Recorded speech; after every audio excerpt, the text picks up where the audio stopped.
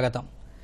కేంద్రంలో కాంగ్రెస్ ప్రభుత్వం రాగానే దేశంలో అనేక సంస్కరణలతో పాటు ప్రజలకు అవసరమైన సంక్షేమ పథకాలను ఏర్పాటు చేస్తామని రాష్ట్ర పంచాయతీరాజ్ శాఖ మంత్రి సీతక్క అన్నారు. ములుగు జిల్లా కన్నాయగూడెంలో మహబూబాబాద్ పార్లమెంట్ కాంగ్రెస్ అభ్యర్థి బలరాం నాయక్తో కలిసి ప్రచారం చేశారు. ఈ సందర్భంగా మంత్రి మాట్లాడుతూ కాంగ్రెస్ పార్టీ అంటేనే త్యాగాలకు నిదర్శనమని అన్నారు.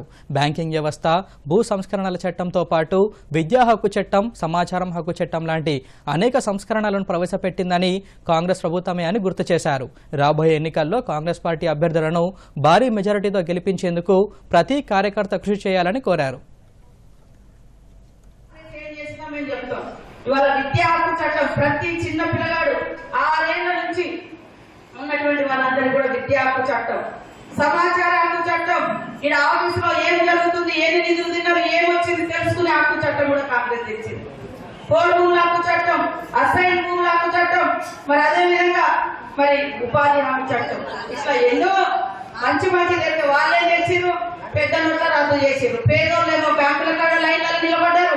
నిజంగా డబ్బులు ఉన్న వాళ్ళేమో మంచిగా బ్యాంకులో పోయి మార్చుకున్నారు. మనమేమో డబ్బులు 1000 రూపాయలు ఉంటే వారం రోజులు నిలబడ్డారు మార్చుకోవడానికి, 10,000 ఉంటే 10 రోజులు నిలబడ్డటువంటి పరిస్థితి.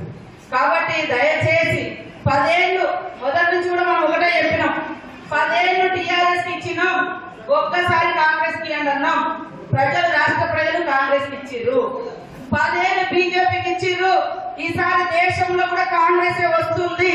దానికి భయపడే కాంగ్రెస్ కు మద్దతుగా ఉన్నటువంటి జార్ఖండ్ లో ఒక ముఖ్యమంత్రి ఆదివాసీ చిబు సోరెన్, ఆయన వాళ్ళను మరి వాళ్ళ కొడుకును అక్కడున్నటువంటి హేమంత్ సోరెన్ ను ముఖ్యమంత్రిని అరెస్ట్ చేశారు.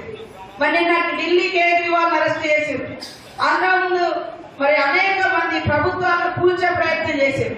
10 ఏళ్లలో ఏం చేసిరు చెప్పురంటే ప్రభుత్వాన్ని కూల్చడం, లేకుంటే కేసులు పెట్టడం, ఇది తప్ప ఇంకొకటి లేదు.